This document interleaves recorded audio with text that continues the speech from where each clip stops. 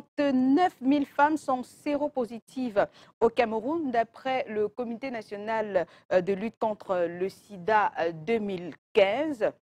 310 000 enfants orphelins, beaucoup de travail encore à faire au niveau de la sensibilisation de la femme et de la fille, réduire de moitié le taux de prévalence pour l'horizon 2022 et l'objectif à atteindre par les pouvoirs publics. Le thème de ce soir, femmes, sentez-vous privilégiées quant à l'accès aux soins? On va prendre donc le cas du VIH-Sida. C'est donc le thème de ce soir. Vous êtes, comme d'habitude, nos premiers panélistes parce que vous aurez la possibilité d'échanger avec nous sur Facebook en vous rendant tout simplement sur la page de l'émission. Vous entrez Intime Conviction, voilà, et vous pourrez commenter sous. Vous aurez aussi la possibilité, ne vous inquiétez pas si votre message n'est pas lu. Nos panélistes sont très actifs aussi sur la toile, donc ils auront la possibilité d'échanger avec vous à travers les commentaires que vous aurez laissés. Donc avec nous pour en parler ce soir, Charles-Élie Zanzan, il est leader politique. Bonsoir. Bonsoir Aline, bonsoir à notre panélistes, bonsoir à tout le Cameroun. Voilà.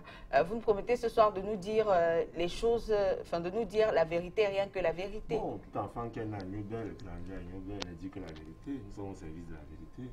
Ça ne va pas plaire à certaines personnes, mais il faut bien que la vérité soit prévalente. Ah, parce que la vérité ne plaît pas à certaines personnes? Oui, ça ne plaît pas à certaines personnes. Vous savez, les gens ont l'habitude de dire les choses comme ça les arrange, comme ils veulent, mais c'est la vérité qui nous libère. On parle de votre vérité ou bien de la vérité universelle? La vérité vraie, la vérité vraie. Comment dire quoi? C'est la vraie vérité. La vraie vérité. Ouais. D'accord. Et puis, Paul-Louis Hell, il est président de l'association Passerelle Cameroun. Bonsoir. Bonsoir Aline et merci pour l'honneur que vous me faites en m'invitant sur ce plateau de télévision. C'est d'ailleurs l'occasion pour moi de dire bonjour ou bonsoir à tous vos téléspectateurs qui sont nombreux à vous suivre actuellement. Bonsoir à tout le monde. D'accord. On espère que vous direz les choses telles qu'elles se présentent vraiment sur le terrain parce que vous avez parcouru certaines villes du pays pour rencontrer des orphelins victimes justement du VIH-Sida. C'est la raison de ma présence ici et merci encore de m'avoir invité. D'accord, je vous en prie. Alors, et puis, nous allons recevoir tout à l'heure notre autre invité. On va l'appeler pour la circonstance Viviane. Viviane est séropositive. Elle a accepté de nous parler de son expérience ce soir, mais ce sera sous anonymat. Donc, le décor est donc planté. On se retrouve juste derrière.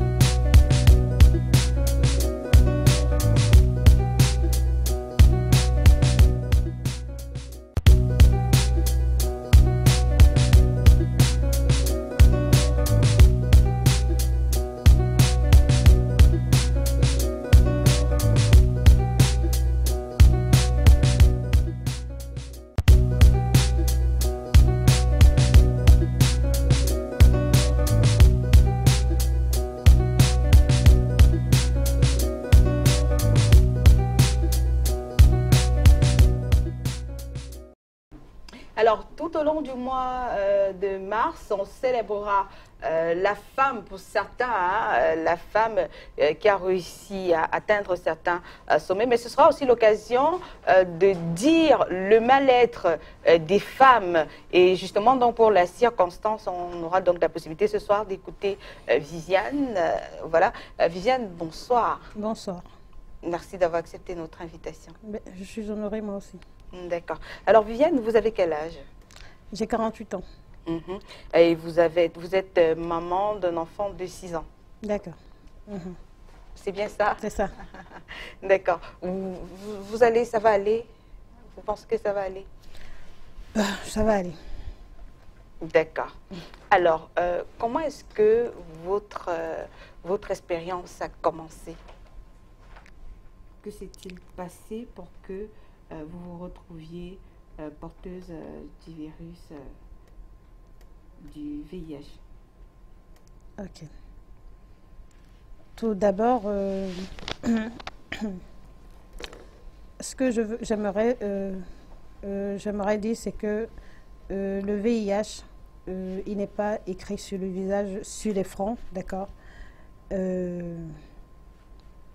J'ai connu un homme qui était mon fiancé, d'accord. C'était un très bel homme, plein de vie, d'accord. Et vous l'avez connu comment je veux dire, c'est lui qui est venu vers vous? Ben oui, c'est lui qui est venu vers moi. C'est quelqu'un que je connaissais depuis, d'accord. C'était pas un homme qui est venu me faire la cour et puis 2 semaines après on s'est mis ensemble. Non, c'est quelqu'un que je connaissais depuis, un ami d'enfance même déjà, d'accord, qui avait une autre relation. Il vivait avec une autre femme et apparemment cette relation était finie. Soi-disant, la précédente était malade. Malade de quoi? Il vous a dit? Malade de VIH, voilà. Ah, il vous a dit quand même que... Oui. Et lui n'était pas atteint, c'est ce qu'il vous a dit? Oui, il n'était pas atteint. Voilà.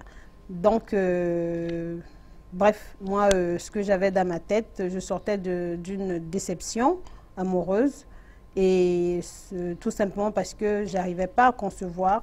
Tous mes conjoints me quittaient parce que je n'arrivais pas à faire un enfant, en fait. Et vu l'âge, d'accord, on s'est mis ensemble. Et déjà, d'entrée de jeu, je lui ai dit, si tu viens vers moi pour un enfant, ça ne va pas marcher. Il me dit, non, non, non, non, non, je viens pas vers toi pour un enfant. Moi, je t'aime, je veux faire ma vie avec toi. Bon, maintenant, dans la relation, je suis très, très méticuleuse, en fait. Ça fait que, à chaque rapport, on se protégeait. Mais un soir, il s'est avéré que la capote rompe, en fait. Mais vous vous protégiez comme, pourquoi? Alors que vous vouliez faire un enfant? Bon, en fait, déjà, je lui disais, moi, j'ai dit tout à l'heure que j'étais très méticuleuse. Ça fait que pour que je me mette avec un homme, pour qu'on aille au lit ensemble, ça veut dire que nous sommes passés par un hôpital. On a fait nos tests tous les deux, on a fait des examens et tous les deux, nos examens sont bons. Mais avec lui, ce n'était pas ça parce qu'il était tout le temps occupé. Il est en mission par-ci, par-là. Bon, il fallait bien qu'on se mette ensemble. Donc, on a commencé par les préservatifs, tout simplement, pour, par la suite, passer par le processus normal, c'est-à-dire d'aller à l'hôpital et faire nos examens. Mais ce n'était pas le cas. Un soir, donc, la capote rompe, d'accord. Et c'est vrai que je me suis mise dans tous mes états. Ça ne m'était jamais arrivé. Qu'est-ce qui n'était jamais arrivé? Que je me mette avec un homme et que la capote rompe, en fait. Pourquoi? Il a rompu la capote? Vous pensez qu'il a fait exprès? J'ai l'impression qu'il a fait exprès. Parce que j'ai beau le bousculer, mais il est resté carrément là, à continuer son ébat, en fait. Et donc, je crois 2 ou 3 jours après, parce que j'arrivais pas à... Vraiment, ça m'a dérangé sérieusement. Donc, je suis allée à l'hôpital. Je ne vais pas donner le nom de l'hôpital. Voilà. Je suis allée faire mon test de VIH. Qui, le lendemain 3 jours après. Oui. Voilà. Donc, je suis allée faire mon test de VIH qui s'est avéré négatif. Bon, maintenant, moi, j'avais des problèmes de conception. Ce qui fait que moi, j'allais tout le temps à l'hôpital. Ça fait que, bon, pour me convaincre dans ma logique, hein, c'est pourquoi, lorsque j'ai fait mon test, il s'est avéré négatif et que je n'ai pas respecté de le refaire 3 mois après. C'est que mes tests ont toujours été négatifs. Bon, vu la personne, vraiment pleine de vie, en très bonne santé, à la limite, même, ils ne sont aucun nombre vraiment de maladies en lui. Alors, je n'ai pas fait le test 3 mois après. Et pendant ces 3 mois-là, je me suis dit, bon, ok, mon test est négatif, certainement le sien aussi est négatif. Et là, j'ai consommé donc la relation, en fait. Ah, vous avez continué sans me protéger. Et déjà, dans ma tête, je me suis dit, bon, ok, c'est un homme. Peut-être comme ça, je vais concevoir.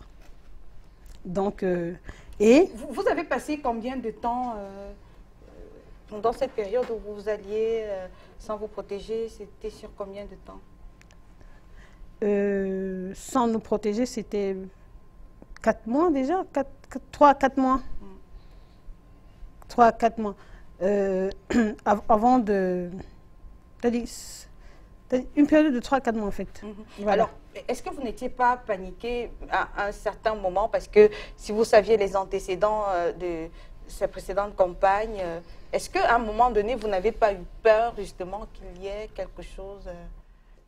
Non, je n'ai pas eu peur parce que j'ai eu affaire à quelqu'un de sérieux, d'accord?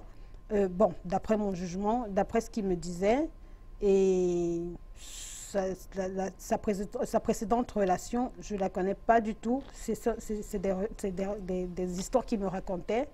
Et je me suis basée sur... vraiment, je lui ai fait confiance. Et j'ai vu comment il était. Je me suis dit, bon, quelqu'un ne peut pas... C'est-à-dire qu'il me connaît, moi, il connaît mon degré de sincérité. Il peut pas, vraiment, il ne peut pas jouer avec ma santé parce que c'est quelqu'un que je connais depuis. C'est quand même un ami de très, très longue date. On se connaît depuis. On a été à l'école ensemble. Donc, c'est-à-dire que même s'il faut jouer avec la santé de quelqu'un, on ne va pas aller jusque-là, en fait. Et c'est comme ça que j'ai accepté de consommer la relation avec lui.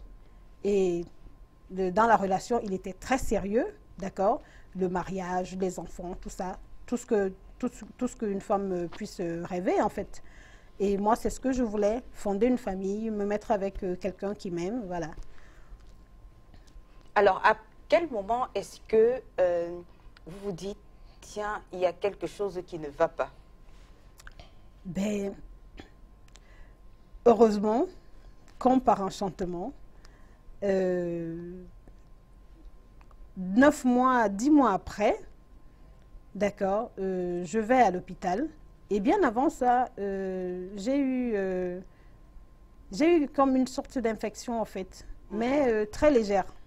C'est-à-dire quoi? C'est-à-dire que c'était comme un kyste qui était sorti sur la lèvre de ma partie génitale, en fait. Donc, c'était une infection qui est passée, on a incisé, d'accord, et c'est passé au bout d'une semaine, c'était fini. Donc, c'était comme un bouton? C'était comme un bouton, mais avec du pu, il fallait inciser, tout ça là. Bon, pendant cette période, je ne vois pas mes règles. Et je me dis, certainement, c'est encore mes problèmes liés à, bref, au fait que je ne puisse pas avoir mes règles, parce que j'avais un utérus polymyomateux. Je me disais, c'était encore ces myomes-là qui me dérangeaient. Voilà. Je vais donc à l'hôpital pour que mon médecin traitant me donne un autre médicament pour que les règles reviennent normalement, en fait. Et elle me dit, OK, avant tout ça, tu vas faire un test de grossesse. Je lui ai dit, mais attends, docteur, test de grossesse, comment c'est pas possible? Finalement, je fais le test de grossesse et je suis enceinte. Je suis enceinte, vraiment...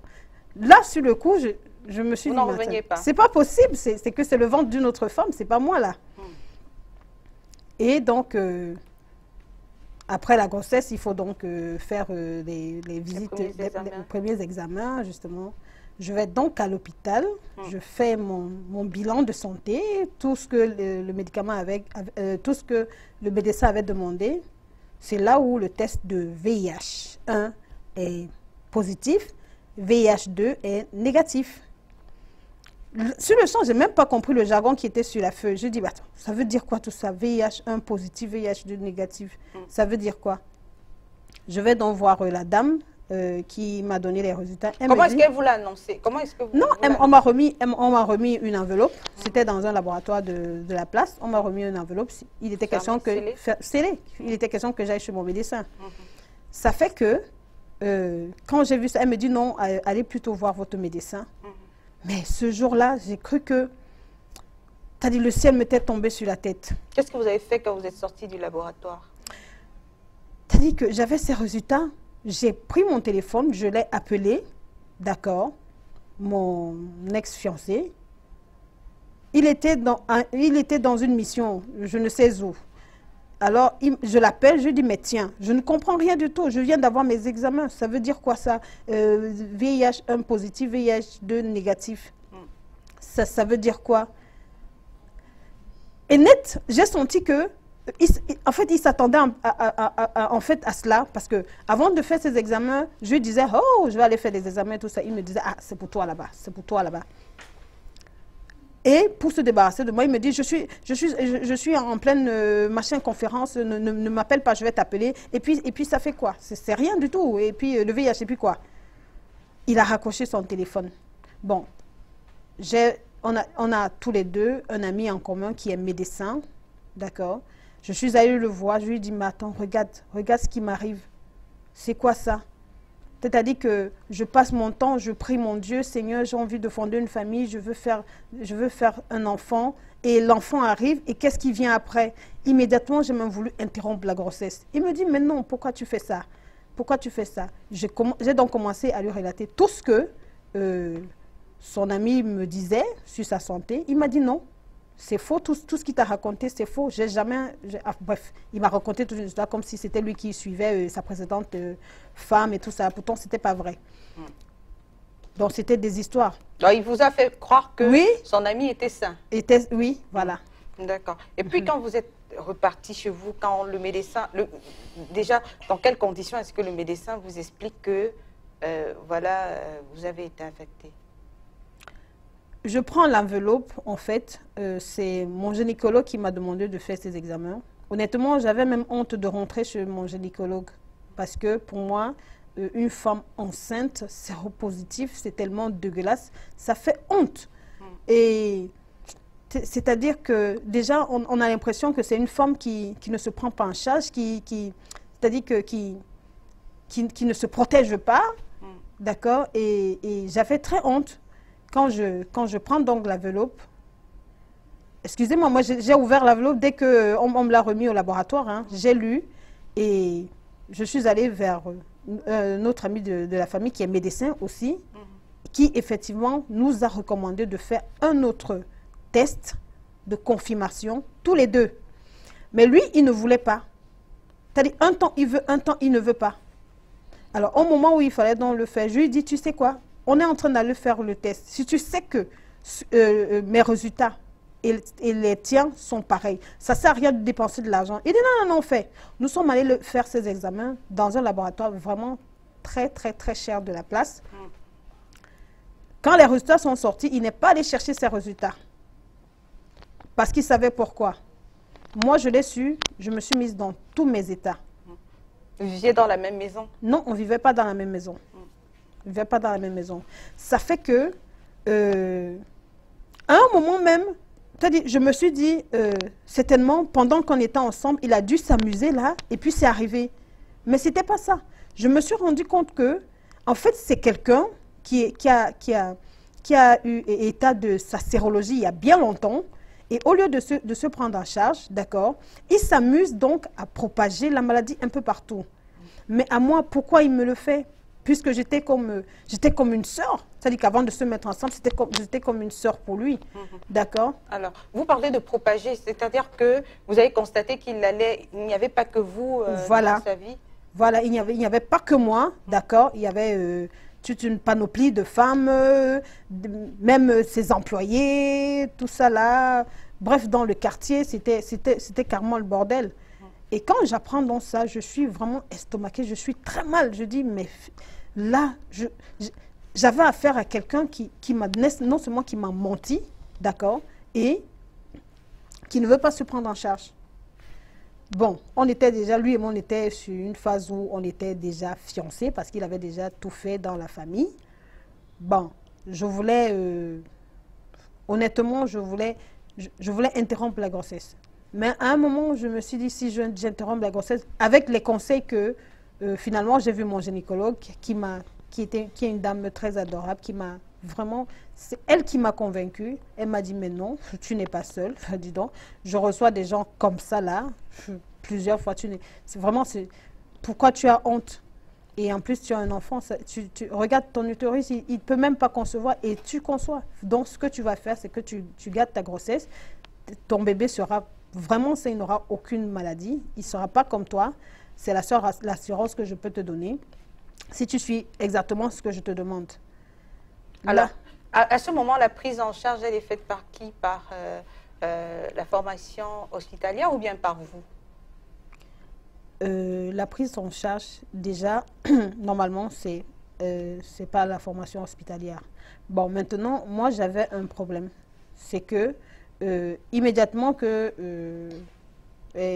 j'étais enceinte, mon gynécologue m'a mise sous un traitement, d'accord, parce que j'ai fait les CD4, j'ai fait la charge virale, mais les CD4 étaient bas parce que j'étais enceinte et immédiatement, elle m'a mise sous antirétroviraux. Mais les antirétroviraux, je n'étais pas encore enregistrée dans un hôpital spécialisé, d'accord. Bon, avec ses connaissances, ses collègues, et j'ai pu prendre ça, mais c'était coûteux au début. C'était coûteux jusqu'à ce que j'ai ma prise en charge dans un hôpital spécialisé, en fait. Voilà. D'accord. Et vous direz que vous êtes plutôt bien suivi? Ben, superbement bien suivi. Ça se voit pas, là. Mais vous êtes bien comme vous êtes parce que vous suivez normalement votre traitement. Oui, déjà, je me suis, moi-même, je me suis infligé une hygiène de vie. Laquelle? Et une certaine discipline, c'est que mon hygiène de vie, c'est que déjà, après ma grossesse, j'ai plus jamais eu de rapport sexuel. Ça dépend de moi. Plus de rapport. C'est le choix que vous avez fait. C'est mon choix à moi. Bon, plus de rapports sexuels, plus de relations même amoureuses avec des hommes, parce que je me suis fixé un objectif, c'est que si je suis en vie, d'accord, c'est pour mon fils de 6 ans, il faudrait que je m'occupe de lui, il faudrait que je le voie grandir. Donc, alors, ça fait que je m'alimente bien, parce qu'avec les arrivées, il faut bien s'alimenter. Mais j'ai eu beaucoup de difficultés aussi pour arriver là. Voilà. D'accord, parce qu'à un moment donné, vous ne travaillez plus. Voilà. J'avais tout perdu. Je me suis séparée de mon ex là. Je suis rentrée en famille parce que voilà, c'était une personne très désordonnée qui s'est mise même avec une autre femme. Est-ce qu'il vous a demandé pardon? Du tout. Oh, tout au contraire, j'ai l'impression qu'il s'en glorifiait même déjà. Parce que pour lui, j'étais trop belle. Il me dit, voilà, tu diras encore que tu es une belle femme. Moi, je suis un homme. J'ai toujours des femmes. Et toi, regarde comment tu es devenue. C'est-à-dire que des mots comme ça, je me suis dit que vraiment, il avait prémédité son coup. Voilà. D'accord. Alors, on va revenir vers vous, hein, Viviane. On va vous laisser le temps de souffler un peu, de vous remettre, parce que on imagine, ce n'est pas du tout facile de se dire qu'on a été trempé, qu'on a été roulé dans la farine. Alors, le temps pour moi de poser la question justement à Paul Louis. Alors, vous, au quotidien, enfin, vous travaillez avec justement ces familles qui doivent vivre avec le virus du sida. Comment est-ce que vous pensez que ces familles-là sont éduquées en ce qui concerne cette maladie? Tout d'abord, je tiens à dire un bravo parce que le témoignage de Viviane est très touchant. Lors de nos campagnes sur le terrain, il m'est arrivé de rencontrer une famille, une grand-mère qui s'est approchée de moi pendant la fête de la jeunesse du 11 février. Parce que vous savez, il y a d'abord une semaine culturelle. On se rapproche des établissements scolaires pour les sensibiliser sur la maladie. Il m'est arrivé lors de cette campagne de sensibilisation qu'une grand-mère se rapproche de moi. Et elle m'a fait comprendre qu'elle a 3 petits garçons qui ne vont pas à l'école. De quel âge? 6 ans, 9 ans et 11 ans. Qui ne vont pas à l'école. Les parents sont décédés du sida. Et ces enfants ne vont pas à l'école. Pourquoi? Parce que ces enfants sont malades. Ah, ils sont malades? Ils sont malades. Je me suis dit, mais ce n'est pas possible.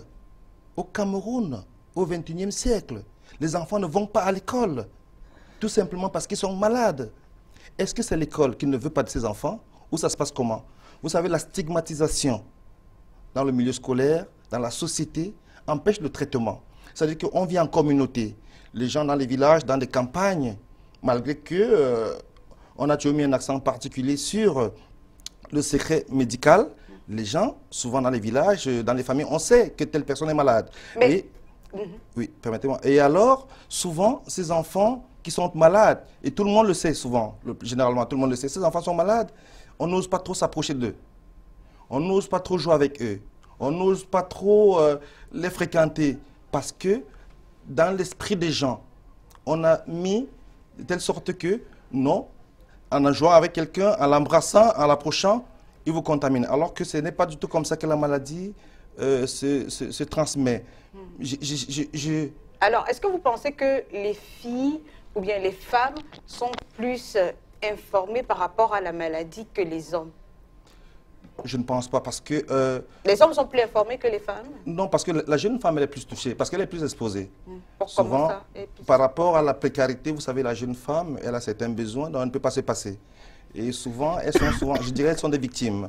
Parce que souvent, elles sont approchées par des hommes, entre guillemets, qui ont des moyens. Et elles se laissent parfois influencer par ce qu'elles ont besoin. C'est-à-dire que c'est la part du gain qui les intéresse souvent. Elles ne regardent pas les conséquences qui peuvent en résulter plus tard en posant un acte. Donc, elles connaissent moins la maladie que les hommes? Elles connaissent la maladie. Par contre, est-ce que les dispositions sont prises? Est-ce que les dispositions sont prises pour pouvoir mener à bien l'acte sexuel qu'elles vont poser? C'est ça le problème. Est-ce que vous écoutez ce que vous dites? Parce que vous nous dites que elles sont assez sensibilisées sur la question de la maladie, mais elles prennent quand même le risque. Non, je ne me suis peut-être pas bien exprimé. Je vais dire ceci. La jeune femme, elle est suffisamment informée sur la maladie, oui. Elle sait qu'elle existe, elle est présente, elle est là, elle ne se voit pas sur le visage. Mais maintenant, est-ce que toutes les conditions sont réunies pour que, n'est-ce pas, elle essaye de prendre des précautions pour qu'elle ne soit pas infectée par la maladie? Quelles sont ces précautions qui devraient être prises? Il faut mettre le port du préservatif, il faut être fidèle à un seul partenaire, il faut même s'abstenir à la limite. Mais vous voyez, on vit dans une société où aujourd'hui, la sexualité reste comme un jeu, c'est-à-dire c'est devenu banal, les gens s'amusent, ils jouent avec la sexualité. Est-ce qu'ils connaissent vraiment les conséquences? Parce que les conséquences parfois sont terribles. C'est des jeunes, c'est encore des jeunes, c'est des jeunes adolescents qui posent des actes. Est-ce que, au niveau de la famille parfois, c'est là où j'en profite d'ailleurs pour la fête internationale de la femme qui approche le 8 mars, pour dire au moment qui nous regarde... C'est pas la fête, c'est une journée de revendication. Enfin, la journée internationale, si vous me permettez, de la femme qui arrive, pour dire au moment, il faut avoir un dialogue de confiance entre les enfants, il faut les mettre en confiance et les expliquer les choses. Parce que eux, si vous ne leur expliquez pas des choses, ils les découvrent tout seuls dans les médias, dans les réseaux sociaux, avec mais ce que vous dites est pertinent. Je vais revenir vers vous parce que Charles Élisant, vous êtes leader politique, donc de ce qui ressort des propos de Paul, lui, on a l'impression qu'il dit que les jeunes filles connaissent la maladie, mais elles vont quand même vers la maladie parce qu'il y a la part du gain. Oui, bon, la plus grosse étude qu'il y a eu au Cameroun sociale concernant cette maladie, c'est le CAMFID. Sur 14 000 ménages, il y a eu 33 000 nouveaux cas détectés. Sur 14 000 ménages, il y a eu 33 000 nouveaux cas infectés. Non, vous êtes à 14 000 ménages. 14 000 ménages qu'on a étudié. Oui, un ménage peut avoir un ménage c'est deux personnes, 3, 4. On est dans une maison, tout papa, maman, 4 enfants, c'est un ménage. Donc, quand on a recensé 14 000 ménages, on a découvert 33 000 cas de séropositifs. De ces 33 000 cas de séropositifs, les femmes de 15 à 49 ans étaient les plus infectées. Ça me permet de dire que, tout en adressant quand même beaucoup de courage à les gens, que je touche. Oui, des gens, voilà, c'est pas ce qu'ils pensent. Beaucoup de courage. Le fait qu'elles témoignent, ça arrive à de la thérapie.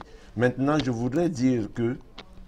Même si tout à l'heure, elle nous dira, on va essayer de la stimuler pour qu'elle puisse trouver un amoureux, parce que après, vous avez droit à l'amour. Tout à fait, tout à fait. Je suis un peu effaré parce que la jeune fille camerounaise, qu'on connaît, si je stigmatise même un peu l'histoire de Viviane, c'est un gars qui est venu de l'autre côté. Vous avez dans cette histoire des prédateurs sexuels. Vous avez dans cette histoire des gens qui n'acceptent pas la maladie eux-mêmes et estiment que c'est une femme qui leur a donné la maladie avant. Il faut aussi qu'ils transmettent cette maladie aux autres. Vous avez dans cette histoire des gens qui ne pensent pas à l'humanité et Moi qui viens de Newbel, qui ai fait PK8, qui a habité Bonabéry à Centre-Caisse, qui a fait Bertois au quartier Titi Gaza là-bas, je vous dis, les jeunes filles sont exposées, comme a dit pour lui, parce que c'est la part du gain. Et c'est la part du gain qui c'est nous les hommes qui avons ces moyens-là, qui allons baisser ces filles-là. La troisième. Oui. Maintenant, le leader politique que vous êtes, est-ce que vous effectuez le travail de sensibilisation vers ces couches-là? Vous semblez les avoir bien identifiées. Le travail d'identification que nous faisons est difficile parce que c'est un benguetaire. Non, je parle du travail de sensibilisation, pas d'identification. Le travail de sensibilisation, justement, il faut d'abord identifier. Puisque à partir du moment où vous identifiez, vous avez ceux que vous connaissez qui sont atteints. Et vous avez versé là pour leur parler. La chance que nous avons dans ce pays, c'est que quand même, il y a eu une décentralisation de la lutte contre le VIH. Les structures de santé les plus élémentaires s'occupent des malades. Les associations.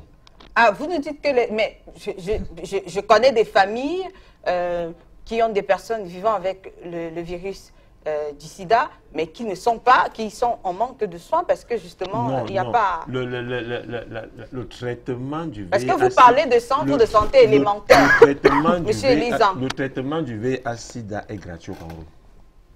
Il est gratuit. Mais vous nous dites que la prise en charge des personnes atteintes qui sont c'est gratuit. Oui. N'ayons pas honte d'aller vers... Mais vous dites que c'est vulgaire même dans les centres de santé. Le centre de santé le plus proche, il y a ce qu'on appelle les hôpitaux de district. Non, non, monsieur Elizan, il y a des personnes qui sont malades nous regardent. Oui. Hein? On en a rencontré, j'en connais du côté de Bonabéry, par exemple, je vais prendre que le cas du côté de Bonabéry, oui. Où elle vit à Mabanda.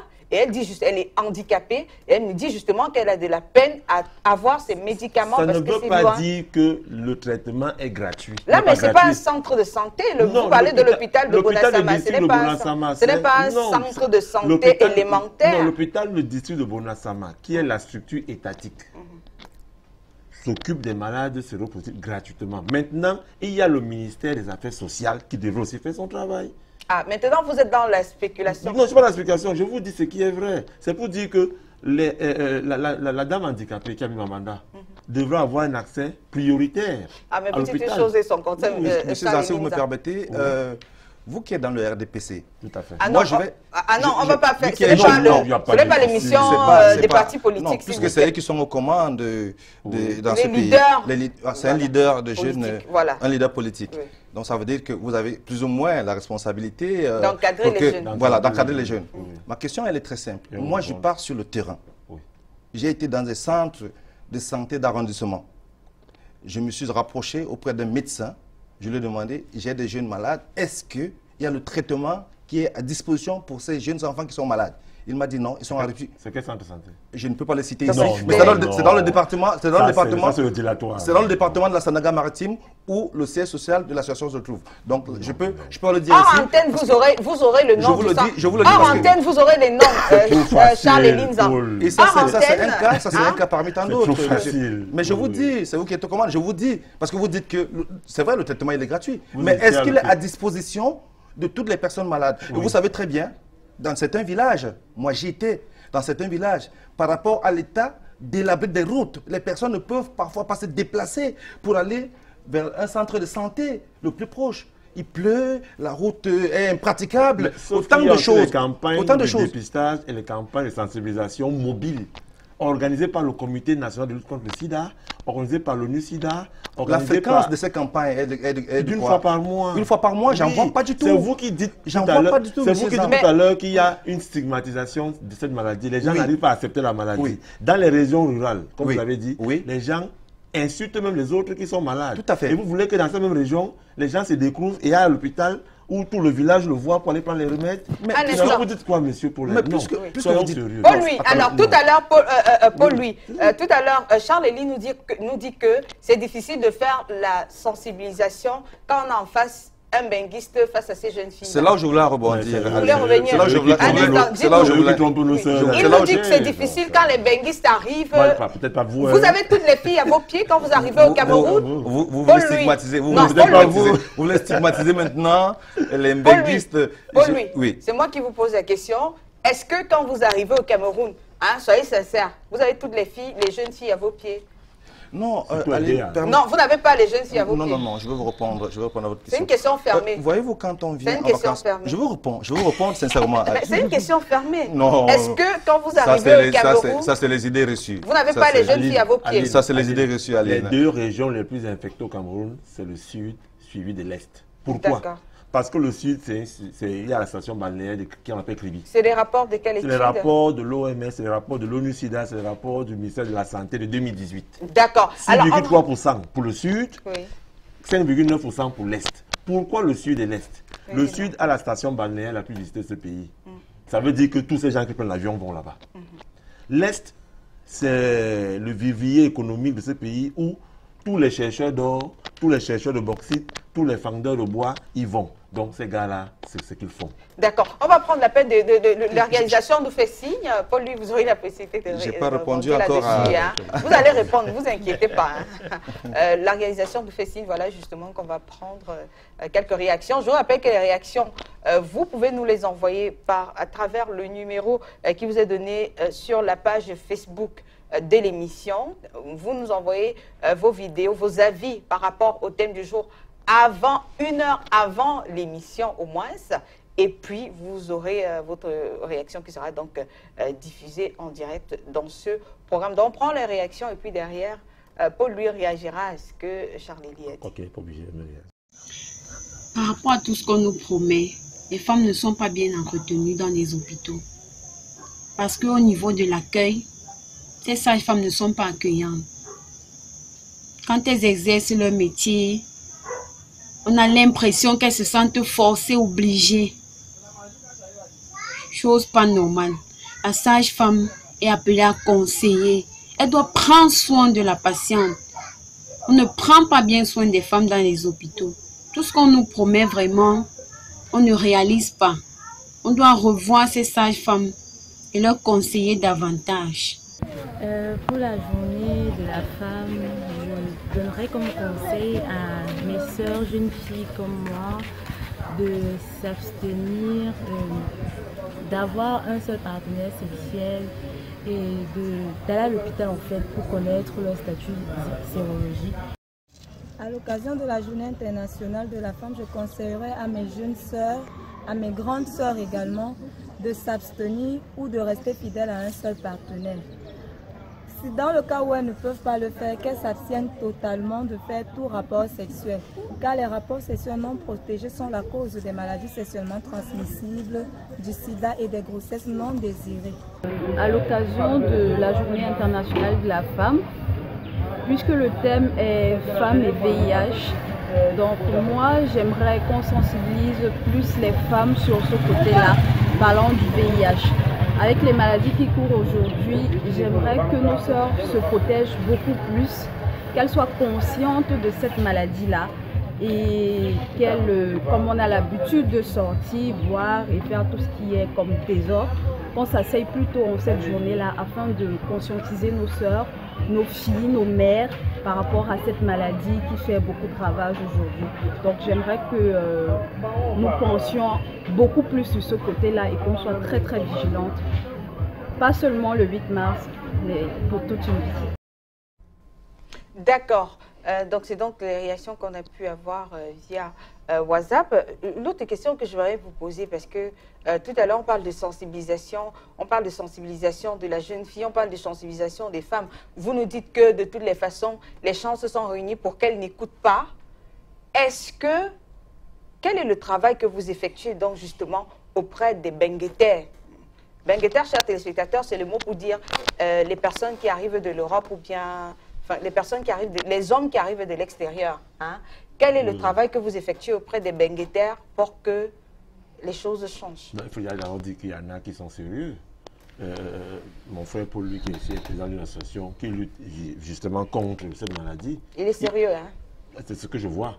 On voit le sérieux. Non, Monsieur Charles-Élise. Il est sérieux par rapport au travail qu'il fait de président d'association. Oui, mais on ne parle pas du travail. De l'autre côté, la sensibilisation, c'est... Il y a les médias, il y a les réseaux sociaux, il y a l'organisation des séminaires. Ma question, c'est est-ce que, parce que vous mettez l'accent sur la sensibilisation auprès de la femme, auprès de la jeune fille, est-ce que vous sensibilisez les hommes? Si tant est que, parce que de ce que je sors, de ce que vous avez dit, c'est que vous considérez que la femme c'est le sexe faible, elle est vulnérable de toutes les façons. Ok, est-ce que vous sensibilisez les hommes? Bien sûr. Nous les sensibilisons, mais il faut aussi qu'on dise la vérité, c'est que c'est nous aussi les principaux acteurs de cette maladie. Puisque c'est nous qui sommes les nous les hommes. Nous les hommes. Je vous ai dit, je ne fais pas du populisme, Aline. Je ne fais pas du populisme, c'est nous les hommes. Donc nous sensibilisons. Mais je vous dis, je sors d'un quartier où je vis cela. Vous sensibilisez les hommes comment? Sur quelle plateforme? Qu'est-ce que vous leur dites? Je citais justement les plateformes tout à l'heure. Nous avons des groupes d'études. Nous avons le football. Quand on joue au foot à New Bell, on s'assoit après autour d'un pot, on en parle. On organise à la faveur des fêtes nationales, fêtes de la jeunesse, fêtes de la femme, fêtes nationales du 20 mai, des séminaires, des sensibilisations, des causeries. Nous avons des pères éducateurs. Tous les jeunes leaders de l'association, des partis politiques auxquels j'appartiens, sont pères éducateurs. Parce que c'est une obligation. Nous avons le parrain des jeunes de Douala deuxième, qui est à Synergie africaine, qui entraîne les jeunes dans cet ouvrage. Tous les 1er décembre, nous avons les kits de sensibilisation envers le...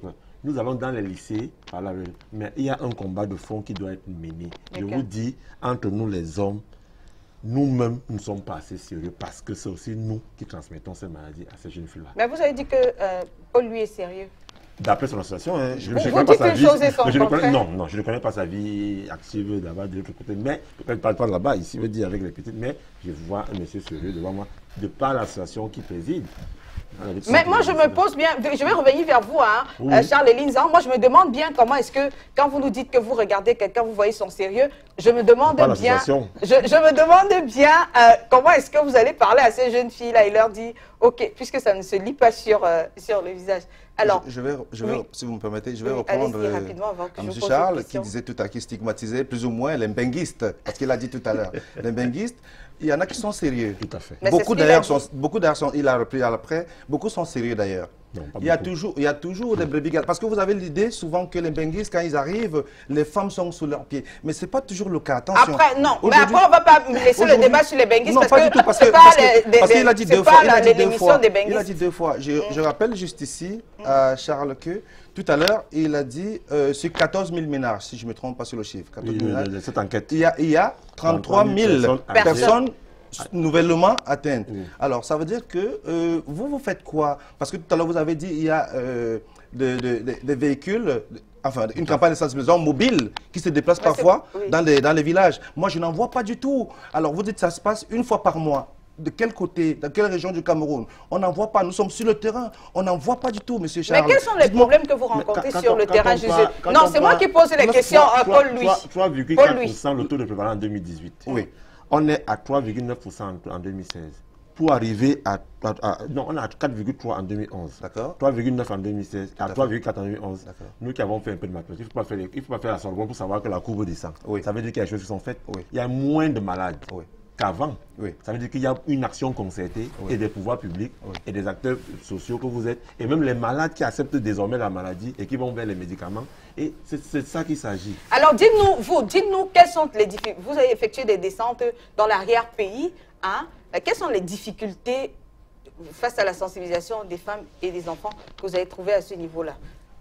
Parce que quand vous parlez de prise en charge, ça veut dire qu'il y a un problème au niveau de la prise en charge des orphelins, des familles vivant avec le VIH-Sida. Oui, je vais d'abord rappeler ici que, d'après les chiffres de l'ONU-Sida, il y a environ 1 million de personnes qui sont décédées en 2018. Au Cameroun? Dans le monde. Ça, c'est les chiffres de l'ONU-Sida. 1 million de personnes environ. Alors que normalement, aujourd'hui, on n'en meurt plus de la maladie. Si on suit normalement son traitement, si on se fait dépister à temps, on n'en meurt plus. Alors, pour revenir à votre question, c'est-à-dire les difficultés que nous rencontrons sur le terrain, les personnes qui sont malades, parce que moi, on axait notre combat dans les zones rurales, parce que c'est là-bas où se trouve suffisamment ce besoin. Les gens dans les zones urbaines sont suffisamment sensibilisés. Et les enfants ont comme problème?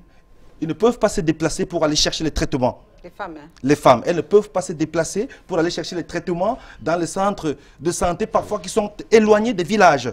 Monsieur Elise a dit que les centres de santé... On n'en voit pas du tout, Aline. On n'en voit pas. Nous sommes sur le terrain. On n'en voit pas du tout. Vous étiez où? À l'hôpital de Latte. Attendez qu'elle termine. C'est dans quelle région du Cameroun? C'est dans la Meufou à Famba. D'accord. Sur la route de Yaoundé, Bertois. Il y a certainement du goudron qui arrive à Latte.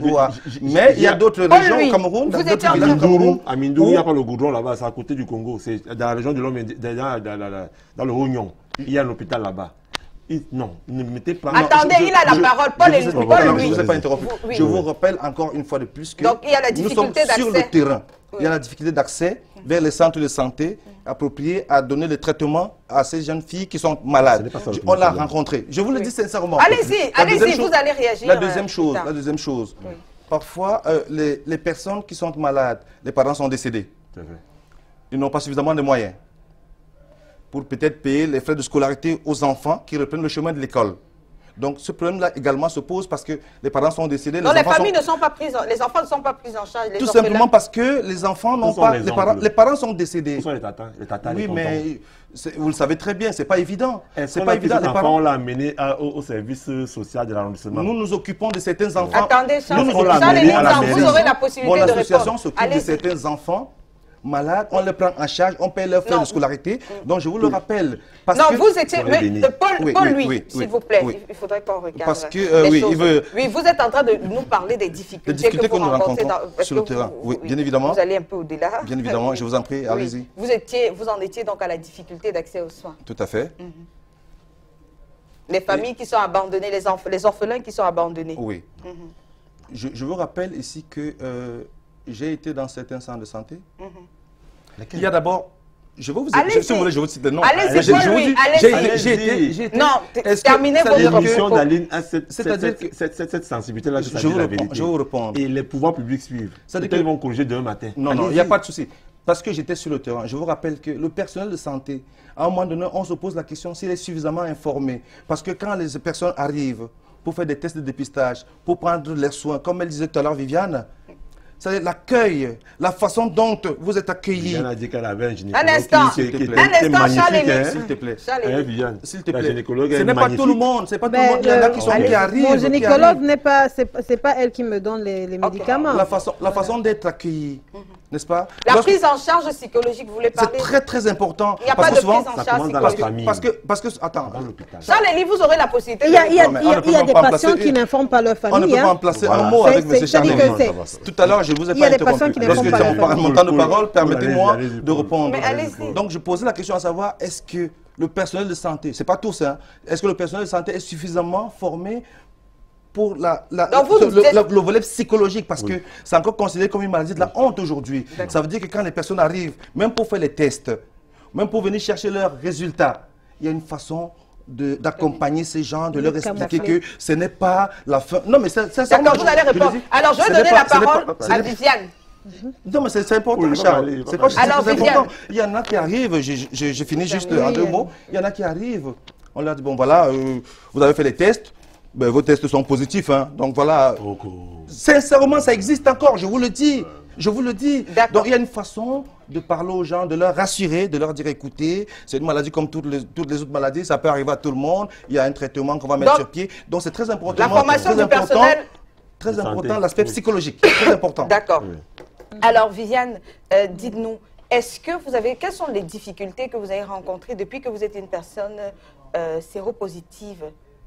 Est-ce que la prise en charge, est-ce que la prise en charge est parfaite? Est-ce que c'est facile d'avoir vos médicaments? Est-ce que tout le monde est poli, courtois envers vous? Pourquoi Charles-Élise me fait des signes? Je ne devrais pas poser cette question peut-être? Non. D'accord.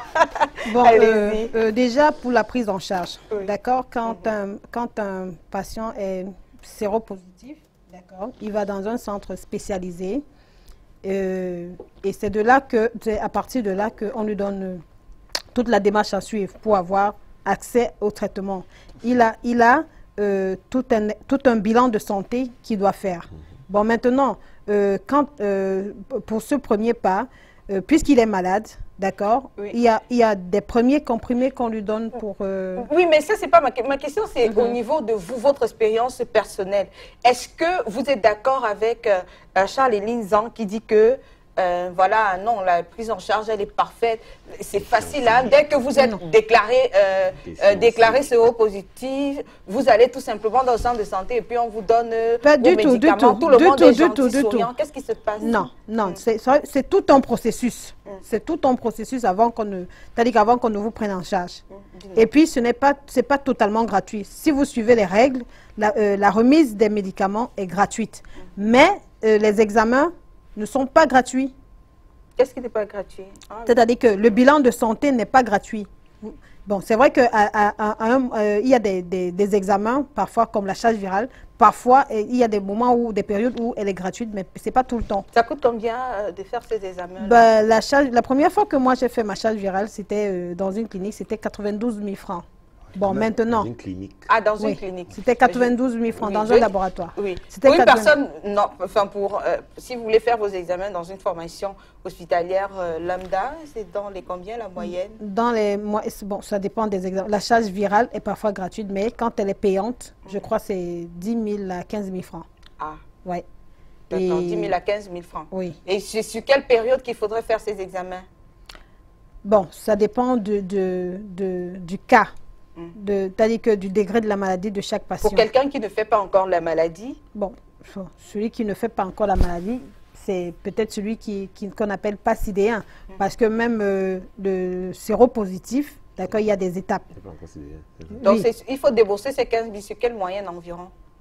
Bon, pour les examens, là, il faut en moyenne... dans les 45 000 francs. C'est tous les 3 mois? Tous les 3 mois. Ça dépend. Je vous ai dit, c'est par catégorie. Je veux dire, on veut savoir, pour une personne qui ne fait pas encore la maladie... Oui. Pour une personne qui ne fait pas encore la maladie, c'est tous les 3 mois, tous les 6 mois. Il faut débourser 15 000. Pas 15 000 francs, c'est tout un bilan de santé qu'il faut refaire. Combien environ? J'ai dit environ 45 à 50 000. D'accord. Alors Charles-Éline Zang, vous semblez dire que c'est moins cher. On est passé de 92 000 à 45 000. Vous semblez dire que de toutes les façons, c'est plus que le SMIC, c'est pas si grave que ça. Non, c'est un peu comme quelqu'un qui va là à Yaoundé et qui préfère prendre le Prestige. Il paye 15 000 et un autre qui prend 2500. Ils vont arriver à Yaoundé. On parle de la gratuité ou pas? J'ai fait ce qu'on appelle le parallélisme des formes. Quand vous acceptez donc d'aller faire des examens dans un hôpital privé, vous payez ce que vous avez à payer. Parce que vous estimez peut-être que là-bas, vous serez mieux suivi. Et avec raison. Parce qu'on a aussi constaté que le personnel des hôpitaux privés a quand même ce côté social, ce côté psychologique qui est parfois meilleur que ceux du côté des institutions sanitaires publiques. Maintenant, la deuxième chose que je veux dire, c'est que moi, je vois plutôt le chemin parcouru dans la lutte contre le VIH. Nous avons aussi des proches. Nous avons des gens avec qui, des collègues, des amis, des camarades politiques qui font la main et qui ont accepté d'en parler. Nous voyons d'où ils sortent et aujourd'hui, comment ça se passe. Charles-Éline Zang, j'ai l'impression que vous n'avez pas compris notre question. J'ai l'impression que vous voulez aussi que dites ce que vous voulez entendre. Non. On veut savoir. Vous avez dit tout à l'heure que la prise en charge, elle est gratuite. Oui. Quand on vous dit que l'école publique est gratuite au Cameroun, ça ne veut pas dire que vous n'allez pas acheter le cahier. Ça ne veut pas dire que vous n'allez pas acheter le bic. Mais ça veut dire qu'elle n'est pas gratuite. Dites qu'elle est supportée d'une certaine façon. C'est-à-dire, la gratuité n'est pas totale.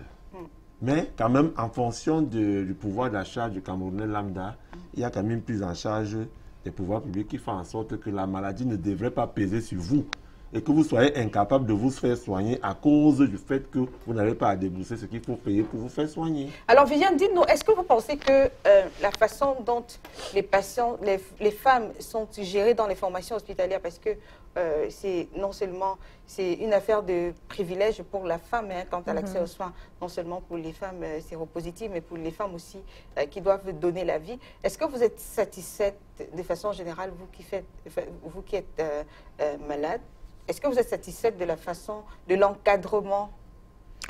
C'est clair qu'au début, ce n'était pas facile. Hein. J'ai eu affaire à des infirmières qui sont pas du tout accueillantes. C'est-à-dire que lorsque tu arrives, tu déposes ton carnet, à peine on te regarde, à peine on te répond même déjà, on te parle n'importe comment. Bon, c'est peut-être, c'est-à-dire que c'est des personnes qui ne savent pas gérer leur état d'âme. Parce que quand on est déjà dans un hôpital, c'est-à-dire qu'on se focalise sur ce qu'on est venu faire en fait. Donc, moi, une fois, j'ai été froissée, en fait. Je suis arrivée et je venais prendre... C'était un rendez-vous de prise de médicaments, tout simplement parce que j'avais pas fait... En fait, j'avais omis de faire le bilan de santé, tout simplement parce que j'étais tenue financièrement. Je suis allée voir le médecin, celui qui me suit, d'accord. Et moi, il fallait que je prenne des médicaments. Mais on m'a carrément chiffonné, on m'a même presque insulté, tout simplement parce que, juste pour me rappeler que si jamais c'est-à-dire que je ne fais pas mon bilan de santé, je n'aurai pas mes médicaments. Et si jamais je ne veux pas avoir des médicaments, ça veut dire que je suis une personne qui veut mourir. Bon, je peux comprendre la démarche des infirmières ou des médecins. C'est que c'est des personnes qui doivent être rigoureux sur les patients, parce qu'il y a des patients aussi qui s'amusent avec leur santé. Mais ce que j'aimerais qu'ils sachent aussi, c'est qu'à un moment, on peut être tenu. Parce que j'ai même dû supplier, j'ai pleuré même devant ce médecin. Et c'est-à-dire que c'était comme si elle était vraiment insensible. Elle m'a carrément renvoyé. Tu vas faire ton bilan de santé, sinon tu n'auras pas tes médicaments. Et quand on est une femme enceinte et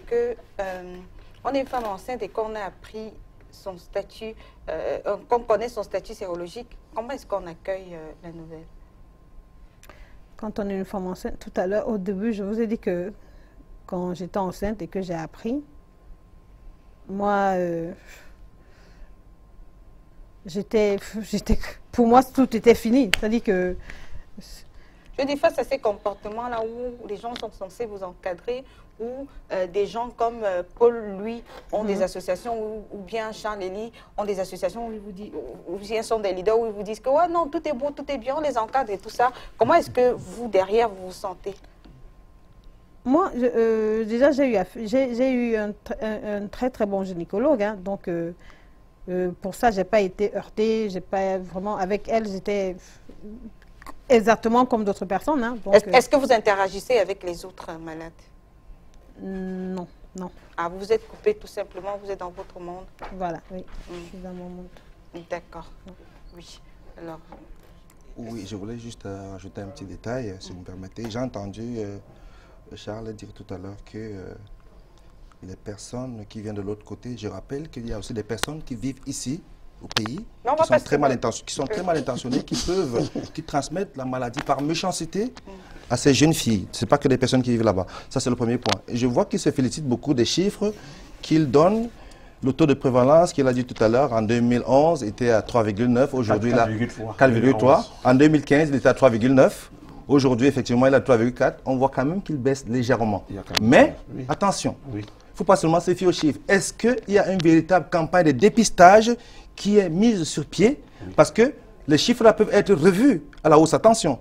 Mais bien sûr, sur quelle base ils donnent ces chiffres? Moi, je ne vois pas les campagnes de dépistage sur le terrain, Aline. C'est très important. Est-ce que vous avez rencontré beaucoup de familles? C'est très important de dire aux Camerounais qui nous suivent que les campagnes de dépistage ne sont plus formelles. Il y a maintenant obligation aux structures sanitaires, quand vous arrivez à l'hôpital, quelle que soit la maladie que vous avez, on vous fait une prise de sang pour que vous ayez votre état sérologique. Donc n'attendez plus le bling-bling communicationnel, les campagnes, non. Vous allez à l'hôpital, même quand vous faites un don de sang, c'est ce que j'aime faire. D'accord. Quand vous partez quelques jours après prendre votre résultat. Vous allez à l'hôpital pour un mal de dents, pour un mal de tête, on vous prend le sang, c'est une campagne. Donc, même dans les entreprises, il y a des campagnes. Canal 2 pour organiser une campagne en son sein avec les personnels et les médecins. En fait, c'est devenu monnaie courante. N'attendez plus les campagnes de flou-flou quotidien là, avec beaucoup de tapage là, non. Les campagnes sont devenues tactiques. Oui. Alors, est-ce que vous avez beaucoup, quel est le profil des familles ou bien des femmes qui viennent vers vous pour un soutien? Généralement, c'est souvent des familles qui vivent dans la précarité.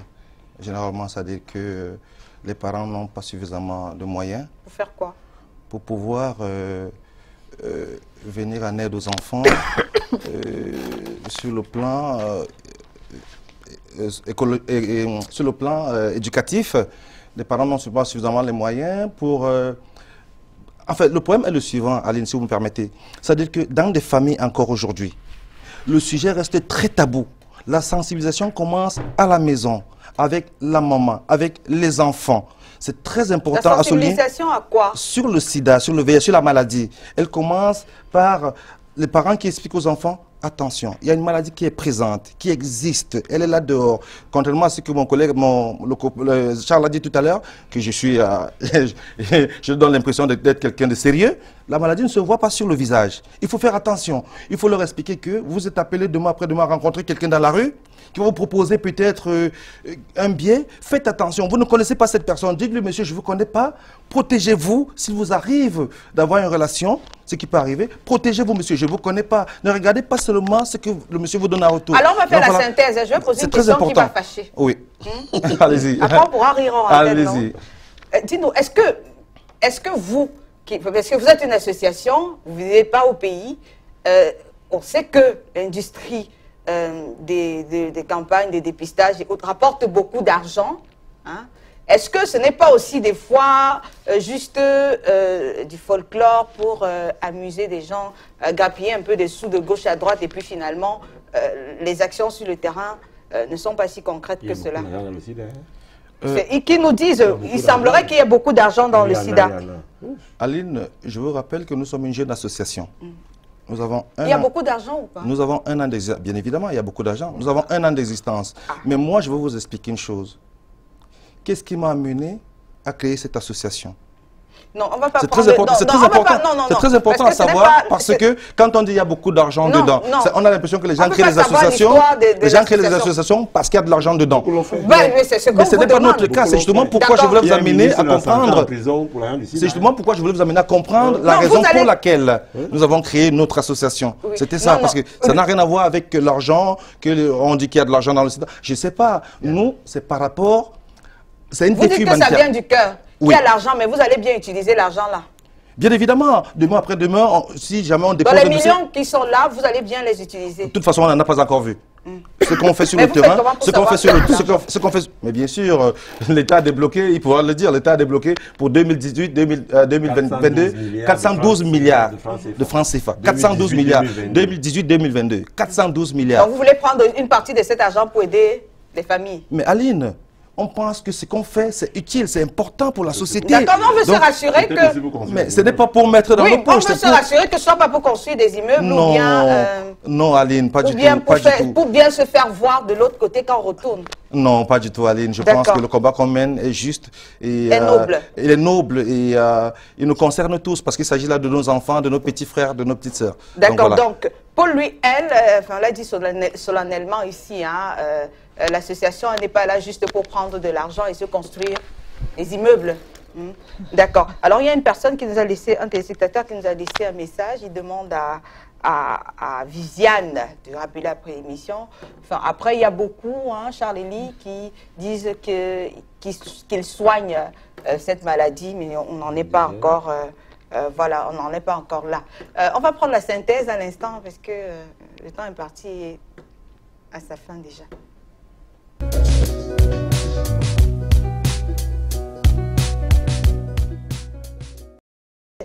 Oui, alors Viviane, elle n'est pas d'accord avec quelque chose. Justement, on est en train de faire la synthèse et pour fermer déjà le débat, on va débuter avec vous. Oui. En fait, je voulais juste rappeler que si le taux de prévalence chez la femme est plus élevé, c'est parce que la femme, c'est elle qui va plus à l'hôpital, soit pour une grossesse, et elle est dépistée. Les hommes ne vont pas tout le temps à l'hôpital, c'est pourquoi le taux de prévalence n'est pas élevé chez les hommes, parce qu'ils ne vont pas à l'hôpital, eux. Si les hommes ne sont pas alités, s'ils ne sont pas mourants, ils ne vont pas à l'hôpital. Mais la femme, avec la grossesse, elle est tout de suite dépistée. Donc, c'est ce que je voulais ajouter. Il y a des hommes qui sont justement en train d'acquiescer, ils sont d'accord à cela. Hein. Les hommes, même si vous ne portez pas les enfants, il faut de temps en temps aller vous faire dépister, ça c'est important. Sauf que quand elle va à l'hôpital pour quand elle s'enceinte, on demande aux deux parents d'aide. Si elle est mariée, si elle est mariée, si elle est mariée. Si elle est mariée. Paul, lui, dites-nous. Oui, moi on est en train de fermer. Je dirais juste que il s'agit ici de nos enfants. En tant que parents, nous devons, c'est une sonnette d'alarme, nous devons les mettre en garde et leur dire attention, la maladie elle est bien présente, elle est là. Il n'y a pas encore de remède qui guérisse la maladie. Même si les avancées sont faites dans ce sens, sur la recherche et autres, il n'y a pas encore. Donc faites attention, protégez-vous, abstenez-vous. Vous êtes l'avenir du monde, vous êtes l'avenir de notre pays. Et voilà, c'est le combat que nous menons et c'est beaucoup plus sur la sensibilisation qu'il faut mettre un accent.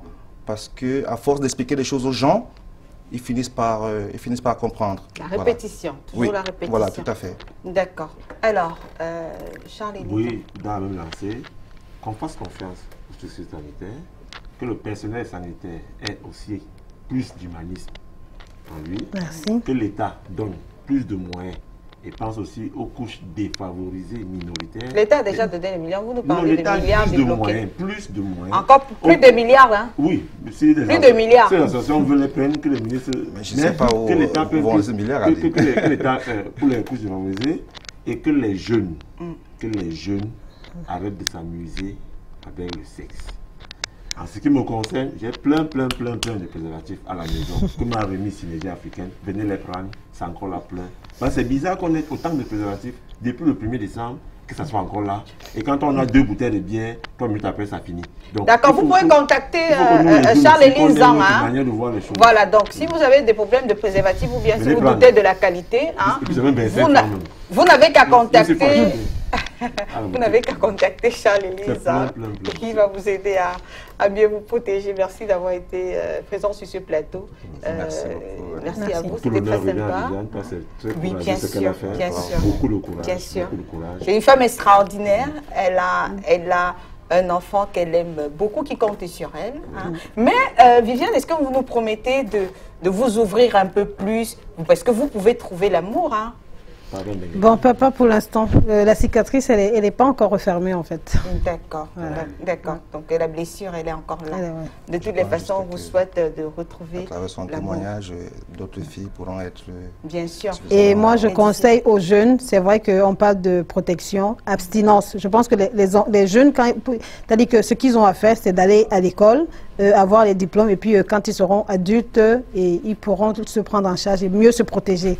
Vraiment, si c'est possible, abstinence. D'accord. Elle prône l'abstinence et je pense que l'Église aussi. Merci d'avoir été des nôtres tout au long de ce programme. Charles Élise, on n'est pas d'accord avec l'abstinence. Le temps, non, c'est terminé déjà. On va se quitter. On va se quitter. Merci d'avoir été des nôtres. On va se retrouver très certainement lundi prochain quand il sera 21h30 sur Canal 2 International pour un autre thème. Bonsoir.